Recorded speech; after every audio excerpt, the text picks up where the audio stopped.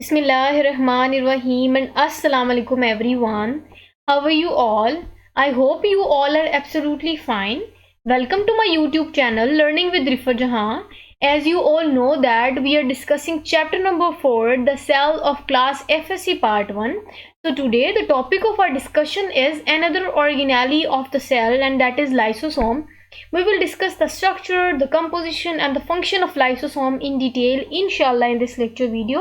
So let's move on to our main slide. This is the main slide of our lecture. बेटा आज हमने lysosome discuss करना है। उससे पहले मैं आपको इसका थोड़ा सा इंट्रोडक्शन दूंगी और फिर हम इन पॉइंट्स को रीड आउट करेंगे। इंट्रोडक्शन की बात करें तो बेटा लाइसोसोम जो है वो सिंगल मेम्ब्रेन बॉन्डेड ऑर्गेनेली होते हैं। ये most of the eukaryotic cell में मौजूद होते हैं। अगर इनकी कंपोजिशन की बात करें तो बेटा इनके स्ट्रक्चर में कुछ एंजाइम्स मौजूद होते हैं, जैसा कि एसिड फॉस्फेट्स हो गया, कुछ हाइड्रोलाइटिक एंजाइम्स मौजूद होते हैं बेटा। अब अगर इनकी फंक्शन की बात करें तो इनका बहुत इंपॉर्टेंट रोल होता है कि ये डाइजेशन करवा रहे होते हैं, ये रिमूवल ऑफ वेस्ट में अपना रोल प्ले कर रहे होते हैं। तो यहाँ तक की इंट्रोडक्शन काफ़ी है। फिर मैं मजीद जब पॉइंट्स रीड आउट करूँगी तो आपके साथ one by one detail share करती जाऊँगी। बेटा पहला पॉइंट रीड आउट करते हैं, वो ये कि the word lysosome drive from two Greek word lyso mean splitting and soma mean body. बेटा कहते हैं कि अगर हम इन लफ्ज़ की समझे ना कि लफ्ज़ का क्या मीनिंग है, तो कहते हैं कि लाइसोसोम ना टू ग्रीक वर्ड से ये ओरिजिनेट हुआ। लाइसो का मतलब है splitting and soma mean body, मतलब ये ऐसा बॉडी है या ये ऐसा ऑर्गेनेली है जो स्प्लिटिंग करता है, सब्सटेंसेस की ब्रेक डाउन करवा रहा होता है या डाइजेशन करवा रहा होता है। तो जब आप इसके लफ्ज़ का मीनिंग समझ आएंगे तो आपको इनकी वर्किंग भी क्लियर हो जाएगी। क्लियर है। नेक्स्ट बेटा हम इसकी डिस्कवरी की बात करेंगे, वो ये कि lysosome was first discovered by de Duve scientist in 1949। ये जो 1949 में डीड्यूव नामी एक साइंटिस्ट था जिसने इसको सबसे पहले डिस्कवर किया। उसके बाद इनकी अकरेंस की बात करें तो they are found in most eukaryotic cell. बेटा ये बहुत सारे यूकैरियोटिक सेल में देखे गए। उसके बाद ओरिजिनेशन की बात करें तो बेटा कह रहे हैं कि lysosome are originated from Golgi complex. Lysosome जो है वो गोल्जी कम्प्लेक्स से ओरिजिनेट हुए। कैसे ओरिजिनेट हुए, क्या प्रोसेस है, क्या फिनोमिना है, क्या चेंजेस आते हैं, वो सारे जब मैं आपको इसका स्ट्रक्चर बताऊंगी तो वहाँ ये बातें क्लियर कर दूंगी। बेटा नेक्स्ट पॉइंट डिस्कस करते हैं, वो ये है कि they are single membrane bonded sacs. मैंने आपको पहले बता दिया कि ये सिंगल मेम्ब्रेन बॉन्डेड ऑर्गेनेली होते हैं which are rich in acid phosphates and hydrolytic enzymes. का मतलब ये इनकी कंपोजिशन का जिक्र कर रहे हैं कि उनके कंपोजिशन में एसिड फॉस्फेट्स देखे गए, कुछ हाइड्रोलाइटिक एंजाइम्स मौजूद होते हैं। क्लियर है। बेटा नेक्स्ट आप यहाँ हम अब डिस्कस करेंगे कि इसका स्ट्रक्चर क्या है। जब आप स्ट्रक्चर समझ आएंगे तो आपको ये पॉइंट भी क्लियर हो जाएगा। इसके बाद आप इसकी जो है वो फंक्शनिंग भी समझ सकते हैं कि इनका फंक्शन क्या है। चलो बेटा डिटेल्स इसको जब आप समझ लें, वो ये कि बेटा जो रफ एंडोप्लाज्मिक रेटिकुलम है ना, उसमें मैंने आपको बताया था कि राइबोसोम्स होते हैं। अब राइबोसोम्स जो है वो प्रोटीन की सिंथेसिस करवाते हैं। बेटा हमने जब मैंने आपको रफ एंडोप्लाज्मिक रेटिकुलम पढ़ाया था तो मैंने आपको कहा था कि रफ एंडोप्लाज्मिक रेटिकुलम प्रोटीन्स के साथ साथ कुछ और सब्सटेंसेस भी है जो है वो सिक्रीशन करवा रहा होता है। अब हमने उन्हीं अदर सब्सटेंसेस की जिक्र करना है। वो ये कहते हैं कि ये काफ़ी सारे जो है वो इनएक्टिव फॉर्म में हाइड्रोलाइटिक एंजाइम सिक्रीट करते हैं। क्लियर है। Rough endoplasmic reticulum inactive form में कुछ हाइड्रोलाइटिक एंजाइम्स और कुछ आप कह सकते हैं एसिड फॉस्फेट्स को सिक्रीट करेंगे। अब वो एंजाइम्स जो यहाँ से सिक्रीट हुए उन्होंने अब जाना है गोल्जी ऑपरेटस की तरफ। क्लियर है। इस ऑर्गेनेली ने सिक्रीट किया और दूसरी ऑर्गेनेली में ट्रांसपोर्ट कर दिया और वो ऑर्गेनेली है गोल्जी ऑपरेटस। अब गोल्जी ऑपरेटस की वर्किंग जब मैंने आपको पढ़ाई थी तो मैंने कहा था कि इनका बहुत इंपॉर्टेंट फंक्शन ये होता है कि ये इनएक्टिव सब्सटेंसेस को एक्टिव फॉर्म में कन्वर्ट करते हैं और उसके साथ साथ ये मॉडिफिकेशन करते हैं, पैकिंग करते हैं सब्सटेंसेस की। क्लियर है। तो बेटा वो एंजाइम जो रफ एंडोप्लाज्मिक रेटिकुलम से सिक्रीट किए वो आता है गोल्जी ऑपरेटस के बाद।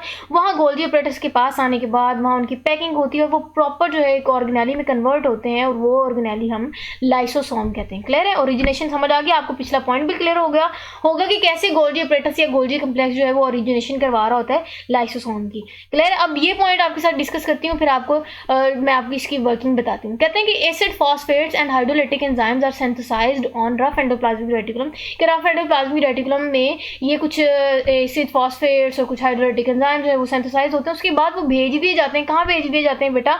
गोल्जी ऑपरेटस में भेज दिए जाते हैं और वहाँ से आपको पता है मॉडिफिकेशन होनी है, इनएक्टिव फॉर्म में एक्टिव फॉर्म में कन्वर्ट होना होता है और फिर उनकी जो मॉडिफिकेशन उनकी पैकिंग होने के बाद बेटा वो कहते हैं वहाँ से बॉडीड ऑफ हो जाते हैं, अलग कर दिए जाते हैं। अब जब गोल्जी ऑपरेटस से वो आप कह सकते हैं मॉडिफाइड सब्सटेंसेस को अलग कर दिया जाता है ना, तो उन मॉडिफाइड सब्सटेंसेस को हम गोल्जी वेसिकल्स बोलते हैं। क्लियर है? अब वो कहते हैं कि उन गोल्जी वेसिकल्स को जब पैकिंग होने के बाद वो एंजाइम्स की जो कंपोजिशन में पड़ी थी, जब पीछे मैंने आपके साथ डिस्कस किया कि वो एसिड, फॉस्फेट और हाइड्रोलाइटिक एंजाइम्स की जो पैकिंग होगी सिंगल मेम्ब्रेन बॉन्डेड में वो कवर हो गए, अब उनको हम प्राइमरी लाइसोसोम भी कह सकते हैं। क्लियर है? तो उन गोल्जी वेसिकल्स को जो मॉडिफिकेशन होने के बाद बडेड ऑफ होते हैं गोल्जी एपरेटस से, उनको हम प्राइमरी लाइसोसोम कहते हैं। क्लियर है? आई होप आपको ये पॉइंट क्लियर हो गया। बेटा नेक्स्ट अब यहाँ से इनकी ये स्ट्रक्चर को समझें और उसके बाद फिर आप नेक्स्ट पॉइंट इसका जो है वो फंक्शन का समझ सकते हैं। वो ये कि बेटा ये प्लाज्मा मेम्ब्रेन है। क्लियर है? अब आप देख सकते हैं यहाँ से फूड पार्टिकल अंदर एंटर हो रही है। क्लियर है? फूड पार्टिकल जब एंटर हुई वो फूड वैक्यूल में कन्वर्ट हुई। फूड वैक्यूल में कन्वर्ट होने के बाद बेटा वो जो प्राइमरी लाइसोसोम यहाँ से ओरिजिनेट हुआ था ना गोल्जी एपरेटस से, उन्होंने इसके साथ अटैचमेंट शो करनी है। अब देख सकते हैं अब यहाँ से अटैचमेंट हो गई, जाहिर है ये फॉरेन पार्टिकल है, फूड यहाँ आ गया, एंटर हो गया। अब लाइसोसोम ने उस फूड को देख लिया और उसको डिटेक्ट करने के बाद अब इनगल्फ करना है। कैसे इनगल्फ करना है मैंने जब आपको इसका फंक्शन इंट्रोडक्शन में ही बता दिया कि बेटा इन्होंने डाइजेशन करवानी होती है। अब यहाँ भी इन्होंने जब अटैचमेंट शो की है तो बेटा डाइजेशन करनी है। अब वहाँ अटैचमेंट शो करने के बाद जब प्राइमरी लाइसोसोम किसी फूड वैक्यूल के साथ कन्वर्ट होगा, अब ये सेकेंडरी लाइसोसोम में कन्वर्ट हो जाता है। अब सेकेंडरी लाइसोसोम में कन्वर्ट होने के बाद बेटा यहाँ आप देख सकते हैं उन की डाइजेशन करवा रहे हैं। किन की डाइजेशन हो रही है बेटा? उस फूड वैक्यूल की डाइजेशन हो रही है जो बॉडी में एंटर हुए, या आप कह सकते हैं सेल में एंटर हुए बाहर से। क्लियर है? उसको ये जो लाइसोसोम के एंजाइम्स है ना वो अपने साथ अटैच करने के बाद लाइसोसोम के अंदर जो हाइड्रोलाइटिक एंजाइम है वो उनकी मदद से उनको डाइजेस्ट कर लेते हैं। क्लियर है? अब जब आप नेक्स्ट इसकी फंक्शन समझेंगे तो आपको वो मेरी बातें सारी ज़्यादा अच्छे से समझ आएंगी। वो ये कि बेटा फंक्शन में पहला पॉइंट डिस्कस करते हैं, वो है कि फेगोसाइटोसिस क्या होता है। अब फेगोसाइटोसिस को समझने के लिए मैं आपको पहले इसको थोड़ा सा इंट्रोडक्शन दे दूं। बेटा फेगोसाइटोसिस ऐसा प्रोसेस होता है जिसमें इनगल्फिंग होनी होती है, मतलब कुछ भी फॉरेन पार्टिकल जब बाहर से एंटर होगा ना, उसको जब ईटिंग का प्रोसेस है ना उसको हम कहते हैं कि ये फेगोसाइटोसिस है। क्लियर है? अब बेटा वो बाहर से आने वाला जो फॉरेन ऑब्जेक्ट है ना, वो चाहे फूड पार्टिकल हो सकता है, कोई भी आप कह सकते हैं ऑर्गेनिज्म हो सकता है, उस ऑब्जेक्ट को, उस फूड पार्टिकल को, उस ऑर्गेनिज्म को हम फेगोसाइट बोलेंगे, और जिस प्रोसेस से लाइसोसोम उसको इनगल्फ करेगा उस प्रोसेस को हम फेगोसाइटोसिस बोलेंगे। क्लियर? अब मैं रीड आउट करती हूँ, आपको मजीद क्लियर हो जाएगा, परेशानी वाली बात ही नहीं है, मैं आपके लिए आसानी पैदा कर देती हूँ। वो ये कि बेटा the process in which lysosome engulfs any foreign particle that enters into the cell is called phagocytosis. बेटा जब लाइसोसोम ने डिटेक्ट किया बाहर से आने वाला एनी फॉरेन पार्टिकल, अब उसको डिटेक्ट करने के बाद उन्होंने क्या करना है? इनगल्फ करना है। किसने इनगल्फ करना है? लाइसोसोम ने इनगल्फ करना है। जिस प्रोसेस से इनगल्फ करेंगे उनको कहेंगे फेगोसाइटोसिस। क्लियर है बेटा? अब कहते हैं कि द फॉरेन ऑब्जेक्ट, वो बाहर से आने वाला पार्टिकल, जो हमने पीछे डायग्राम में भी डिस्कस किया, वो डायग्राम में ये देखें ना, ये जो फॉरेन पार्टिकल, अब हम इसको जो फॉरेन पार्टिकल है इसको हम फेगोसाइट बोलते हैं। क्लियर? बाहर से आने वाला सब्सटेंस जिसको लाइसोसोम डाइजेस्ट करेगा उस सब्सटेंस को फेगोसाइट बोलेंगे, और जिस प्रोसेस से वो डाइजेशन करवा रहा होता है उसको हम फेगोसाइटोसिस बोलते हैं। क्लियर है? चलिए बेटा नेक्स्ट पॉइंट रीड आउट करते हैं। वो ये कि phagocyte fuse with primary lysosome to form digestive और फूड वैक्यूल। मैंने आप पीछे भी बताया कि जब वो प्राइमरी लाइसोसोम उनके साथ अटैचमेंट शो करता है उसके बाद वो डाइजेशन हो रही होती है और वो फूड वैक्यूल डाइजेस्टिव एंजाइम्स या डाइजेस्टिव फूड वैक्यूल में कन्वर्ट हो जाते हैं। क्लियर है? नेक्स्ट पॉइंट है बेटा कि digestive food vacuole are absorbed by the cell. अब वो अटैचमेंट जो हुई पीछे मजीद आपके साथ जो है वो क्लियर करने के लिए मैं दोबारा डायग्राम में आती हूँ। वो ये कि बेटा अब यहाँ से डाइजेशन होने के बाद जब लाइसोसोम के अंदर मौजूद एंजाइम्स ने उनकी डाइजेशन करवा दी ना फूड पार्टिकल की, अब ये जो डाइजेशन होने के बाद अब कहते हैं कि वो जो सेल है ना, सेल के अंदर सेल ही उन डाइजेस्टिव पार्टिकल्स को इनगल्फ कर लेगा, या आप कह सकते हैं कि अब्जॉर्ब कर लेगा। क्लियर है? यही बात अब यहाँ बता रहे हैं कि जो डाइजेस्टिव पार्टिकल्स या फूड पार्टिकल्स जिसको लाइसोसोम ने डाइजेस्ट किया वो एब्जॉर्ब कर दिए जाते हैं बाय द सेल, सेल उनको अब्जॉर्ब कर देगा। अब जो नहीं अब्जॉर्ब होंगे उनको हम कहेंगे, जो अनडाइजेस्टिव पार्ट है, उन अनडाइजेस्टेड पार्ट को हम रेजिडुअल बॉडी बोलते हैं। क्लियर है? हमने कहा कि लाइसोसोम ने डाइजेशन करवाई, अब डाइजेशन करवाने के बाद जो ब्रेक डाउन करवाई ना, टूट तोड़ दिए, छोटे छोटे पीस में कन्वर्ट कर दिया, वो जो छोटे छोटे पार्टिकल्स हैं वो सेल या तो अब्जॉर्ब कर लेगा अपने अंदर, या फिर वो कहते हैं कि कुछ जो नहीं अब्जॉर्ब कर सकता या नहीं डाइजेस्ट कर सकता, उन अनडाइजेस्टेड पार्टिकल्स को हम रेजिडुअल बॉडी या वेस्ट बॉडी बोलते हैं। अब आप यहाँ वेस्ट बॉडी में एक और पॉइंट इसका समझे, जब मैंने आपको इसका फंक्शन बताया था मैंने कहा था दो फंक्शन है, एक तो ये डाइजेशन भी करवाते हैं, डाइजेशन हमने यहाँ तक पढ़ ली बेटा, ऊपर ऊपर के डाइजेशन हो गई। अब डाइजेशन होने के बाद जब उसने ब्रेक डाउन की लाइसोसोम ने, तो वो सेल ने क्या किया? एब्जॉर्ब कर लिया। अब कहते हैं कि अब नेक्स्ट पॉइंट याद करें, मैंने आपको फंक्शन का बताया था कि अब इन्होंने रिमूवल ऑफ वेस्ट भी करना है, वेस्ट को रिमूवल करना है। वो कैसे, वो कह रहे हैं कि बेटा अब रेजिडुअल बॉडी कैसे, बॉडी एक्सपेल आउट कैसे होगी सेल से, आप देख लेते हैं। कहते हैं कि अब नेक्स्ट प्रोसेस है बेटा एक्सोसाइटोसिस। वो ये कि द रेजिडुअल बॉडी, या आप कह सकते हैं वेस्ट मटेरियल जो कि सेल ने एब्जॉर्ब नहीं किया, कबूल नहीं किया, अब वो क्या होगा, मे स्टे इन द सेल, या तो वो सेल में रिमेन रहेंगे for a period of time, के कुछ वक्त के लिए, या तो वो सेल में वैसे ही पड़े रहेंगे, या फिर बेटा expelled out of cell by the process of exocytosis के, या तो फिर उनको हम एक्सोसाइटोसिस के प्रोसेस से सेल से बाहर धकेल देंगे। वेस्ट मटेरियल था ना, सेल ने नहीं ऑब्जॉर्व किया, अब वो वेस्ट मटेरियल लाइसोसोम क्या करेगा, बॉडी से या सेल से बाहर फेंक देगा। क्लियर है। नेक्स्ट बेटा प्रोसेस है, अब ये शॉर्ट क्वेश्चन में भी आपसे पूछ सकते हैं, या आप कह सकते हैं वो पूछ सकते हैं कि डिफाइन एक्सोसाइटोसिस, या आपसे पूछ सकते हैं कि डिफाइन फेगोसाइटोसिस, या व्हाट इज ऑटोफेगी। हम ये सारी चीज़ें जो है वो आपसे शॉर्ट में भी पूछ सकते हैं, तो मैं आपके साथ डिस्कस कर रही हूँ। ये कि अब हमने रीड आउट करना है ऑटोफेगी क्या होता है। कहते हैं अंडर सर्टेन अब एबनॉर्मल सर्कमस्टांसेस, सॉरी, कहते हैं कि अब कुछ कह सकते हैं अनकंडीशनल या एबनॉर्मल सर्कमस्टांसेस में अब सेल क्या करेगा, जब सेल को कहता होगा ना, जब फूड की आप कह सकते हैं शॉर्टेज होती है, तब सेल क्या करेगा, कहते हैं कि या सेल जब अब सेल बाहर से नहीं ना फॉरेन पार्टिकल को इन्गल्फ कर रहा है, तो सेल क्या करेगा, अपने ही ऑर्गेनाइज को खाना शुरू कर देगा। जाहिर है उन्होंने एनर्जी रिक्वायरमेंट पूरी करनी है ना। तो कहते हैं कि ऑटोफेगी, अब यहाँ समझें कि ऑटोफेगी कहते हैं self eating process. Self eating process मतलब ऐसा प्रोसेस है जिसमें सेल क्या कर रहा होता है बेटा, अपने ही ऑर्गेनाली को खा रहा होता है। क्लियर है। तो अब कहते हैं कि अंडर सर्टेन अबनॉर्मल सर्कमस्टांसेस, जैसा कि स्टारवेशन हो गया, जिसमें कहत होता है फूड की जो है वो आप कह सकते हैं शॉर्टेज होती है, और some old worn out parts of the cell, like कहते हैं माइटोकॉन्ड्रिया हो गया, are digested by the lysosome. अब सेल के अंदर मौजूद सेल ऑर्गेनेली को ही लाइसोसोम जो है वो डाइजेस्ट कर लेता है। इस प्रोसेस को हम कहते हैं ऑटोफेगी। ऑटोफेगी से आप एक हिंट समझ लें, सेल्फ ईटिंग प्रोसेस। क्लियर है। अब यहाँ से हम जो है लाइसोसोम का एक और फंक्शन समझ लें, वो ये कि due to the activity of enzymes of lysosome, के लाइसोसोम के अंदर जो एंजाइम्स मौजूद होते हैं वो ऑटोफेगी करवाते हैं। इस ऑटोफेगी के अमल के बाद लाइसोसोम ना सेल के अंदर रीन्यूअल या फिर आप कह रिसाइकलिंग ऑफ सेल ऑर्गेनेलीज या सेल के डिफरेंट पार्ट्स को रीन्यूएबल या रिसाइकलिंग करवाने में भी अपना रोल प्ले करता है। क्लियर। जब सेल के अंदर ही लाइसोसोम मौजूद डिफरेंट ऑर्गेनेलिज को खाएगा तो जाहिर है वो रिसाइकिल करेंगे, अपने आप को दोबारा बनाएंगे, दोबारा फॉर्म करेंगे। तो ये कहते हैं कि लाइसोसोम का एक और इंपॉर्टेंट फंक्शन ये है, डाइजेशन, रिमूवल ऑफ वेस्ट के साथ साथ ये सेल ऑर्गेनेलिज को रीन्यूएबल या कह सकते हैं रिसाइकलिंग करने में भी हेल्प आउट करता है। नेक्स्ट पॉइंट है बेटा कि lysosome secrets enzymes out of the cell for extra cellular digestion. अब बेटा यहाँ एक पॉइंट समझिए, ये कि इंट्रा सेलुलर डाइजेशन क्या होता है और एक्स्ट्रा सेलुलर डाइजेशन क्या होता है। बेटा इंट्रा सेलुलर डाइजेशन जो सेल के अंदर डाइजेशन होती है, जैसे हमने पीछे लाइसोसोम में कहा कि वो फूड वैक्यूल के साथ अटैच हुआ और डाइजेशन की, सेल ने उनको ऑब्जॉर्व कर लिया। अब कहते हैं कि अब लाइसोसोम क्या करेंगे, उन एंजाइम्स को सेल के बाहर भी सिक्रीट कर देंगे। जब सेल के बाहर सिक्रीट करेंगे तो सेल के बाहर वाला जो इन्वायरमेंट है वहाँ डाइजेशन स्टार्ट हो जाएगी। क्यों? क्योंकि एंजाइम्स जो लाइसोसोम के अंदर मौजूद है उनका काम ही डाइजेशन करवाना है।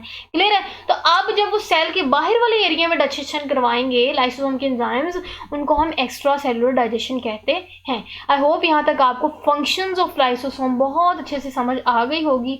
अब नेक्स्ट बेटा हमने कुछ कंजेनिटल डिजीजेस डिस्कस करनी है जो आपकी बुक में मेंशन है। वो कौन सी हैं, उनके कॉजेज क्या हैं, उनके सिम्टम्स क्या हैं, उनकी जो डिटेल आपकी बुक में मेंशन है हम वो डिस्कस करते हैं। टॉपिक देखें, वो कह रहे हैं कि कंजेनिटल डिजीजेस और storage disorders, absence of lysosomal enzyme. सबसे पहले आप इस टर्म को समझें कि कंजेनिटल डिजीजेस होते क्या हैं। बेटा इनको हम पैदाइशी बीमारियां बोलते हैं। अब इनकी अगर वजूहात की बात करें तो ये कुछ मेटरनल न्यूट्रिशन स्टेटस की वजह से, कुछ मेटरनल इन्फेक्शन की वजह से, chronic maternal diseases such as diabetes की वजह से ये मदर टू ऑफस्प्रिंग भी ट्रांसफर होती हैं।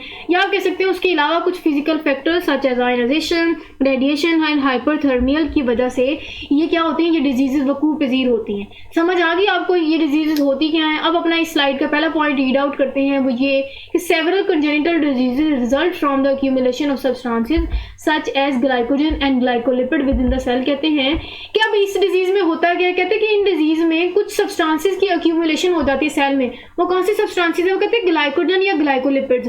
जब इन सब्सटेंसेस की आपके सेल में एक्यूमुलेशन होती है तो उसके रिजल्ट में कंजेनिटल डिजीज होती हैं। वो कौन सी है, आपकी बुक में दो मेंशन है, वो हम डिस्कस भी करेंगे। होंगे। उसके अलावा कहते हैं कंजेनिटल डिजीजेस को हम लाइसोसोमल स्टोरेज डिसऑर्डर भी कहते हैं। क्लियर है? कहते हैं कि ये कुछ म्यूटेशन की वजह से ये बीमारियां हो रही होती है। अब जब म्यूटेशन होती है तो बेटा उसका इफेक्ट भी होगा। उसका इफेक्ट क्या होगा? कहते हैं कि उनका इफेक्ट लाइसोसोमल एंजाइम्स पे होता है। अब लाइसोसोमल एंजाइम्स कौन से थे? Acid phosphates and hydrolytic enzyme. उनका फंक्शन क्या था कि उन्होंने ब्रेक डाउन करवानी होती थी complex substances into simple substances. अब जब बेटा म्यूटेशन के रिजल्ट में इफेक्ट हुआ लाइसोसोमल एंजाइम्स पे, तो जाहिर है वो कैटाबोलिज्म नहीं कर सकते, वो ब्रेक डाउन नहीं करवाएंगे। तब क्या होगा कि रिजल्ट में अक्यूमुलेशन देखी गई बॉडी में कुछ सब्सटेंसेस की। अब जब अक्यूमुलेशन होगी तो उसके रिजल्ट में जो बीमारी है वो कौन सी बीमारियां हैं वो हम डिस्कस करते हैं अपनी नेक्स्ट पॉइंट पे। बेटा नेक्स्ट स्लाइड में हमने पहली डिसऑर्डर डिस्कस करनी है, वो ये है कि ग्लाइकोजेनेसिस टाइप 2 डिजीज कौन सी होती है। पहला पॉइंट देखें, कहते हैं कि this disease is called due to the glycogen filled in the membrane bounded organelle in muscle and liver cell. कहते हैं कि हमारे कुछ सेल, खास तौर पे आपकी बुक में मेंशन है कि मसल सेल या लिवर सेल, इन दोनों सेल्स में जो मेम्ब्रेन बाउंडेड ऑर्गेनेलीज है ना बेटा, उनमें ग्लाइकोजन फिल्ड हो जाता है। जब ग्लाइकोजन फिल हो जाएगा तो बेटा जाहिर है उस सेल्स में क्या होगा, ग्लाइकोजन की एक्यूमुलेशन होगी, ज्यादती होगी। तब उस रिजल्ट में जब सेल्स में स्पेशली मसल सेल में या लिवर सेल में ग्लाइकोजन की अमाउंट ज़्यादा होगी या वहाँ फिल्ड हो जाएंगे या एक्यूमुलेट होंगे, तो उसके रिजल्ट में जो डिजीज़ होती है हम उनको ग्लाइकोजेनेसिस टाइप 2 डिजीज़ बोलते हैं। कहते हैं कि इस डिजीज में होता क्या है कि एक एंजाइम है जिसका नाम है अल्फा ग्लूकोसाइडेज एंजाइम। वो क्या होता है बेटा, वो पैदा नहीं होता है, एब्सेंट होता है। क्लियर है? वो वहाँ फॉर्म नहीं कर रहा होता, बॉडी में एब्सेंट होता है। तो उस रिजल्ट में क्या होता है बेटा कि अल्फा ग्लूकोसाइडेज एंजाइम का काम था कि उन्होंने कम्प्लेक्स सब्सटेंस ग्लाइकोजन को कन्वर्ट करना होता है इंटू ग्लूकोज। अब जब इस डिजीज में वो एंजाइम ही एब्सेंट है तो वो अपना वर्क परफॉर्म नहीं करेगा, तो हमारी बॉडी में या हमारे सेल में क्या होगा, ग्लाइकोजन की अमाउंट ज़्यादा होगी, उस रिजल्ट में हमें ये डिजीज होगी। क्लियर है? अब मैंने बता दी कि वजूहात क्या है कि ये एंजाइम नहीं होगा, क्या सिम्टम्स है वो भी मैंने बता दिया। लास्ट पॉइंट है कि about 20 such disease are known in these days, की इस किस्म की 20 बीमारियां जो आजकल जानी जाती हैं। उसके अलावा बेटा आज की लेक्चर वीडियो की हमने लास्ट डिजीज डिस्कस करनी है जो आपकी बुक में मेंशन है, उसको कहते हैं टी सैक्स डिजीज। पीछे बेटा हमने ग्लाइकोजन की अमाउंट ज़्यादा होने पर डिजीज डिस्कस की।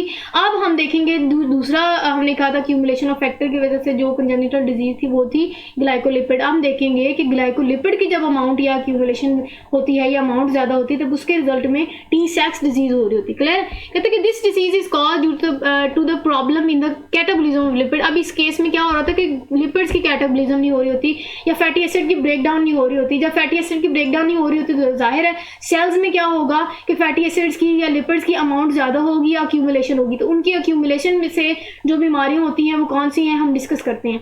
नेक्स्ट पॉइंट है बेटा कि this is due to the absence of enzyme that catalyze the catabolism of lipids. कहते हैं कि इस रिजल्ट में क्या होता है कि इस बीमारी में क्या होता है कि कुछ एंजाइम जो कि अपना वर्क परफॉर्म करते हैं ब्रेक डाउन ऑफ लिपिड करवाने में या फैटी एसिड की ब्रेक डाउन में, वो एब्सेंट होते हैं। तो जाहिर है जब इस बीमारी में वो एंजाइम एब्सेंट होंगे जो ब्रेक डाउन करवाते हैं तो क्या होगा कि उसके रिजल्ट में सेल्स में या बॉडी में क्या होगा, लिपिड्स की या फैटी एसिड की एक्यूमुलेशन होगी। उनकी एक्यूमुलेशन से जो बीमारी होती है हम उनको टी सैक्स डिजीज बोलते हैं।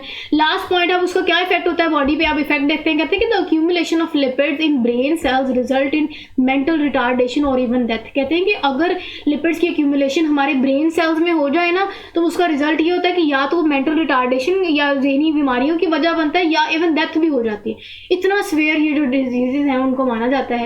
लास्ट बेटा मैंने एक शॉर्ट क्वेश्चन मेंशन किया जो इंपॉर्टेंट है, तो कहते हैं कि describe glycogenesis type 2 and Tay सैक्स डिजीज। ये बहुत इंपॉर्टेंट शॉर्ट क्वेश्चन है, आपको मैंने नोट्स भी प्रोवाइड कर दिया। आप इससे पहले वाली और इस स्लाइड को मैच करके अपना आंसर भी लिख सकते हैं।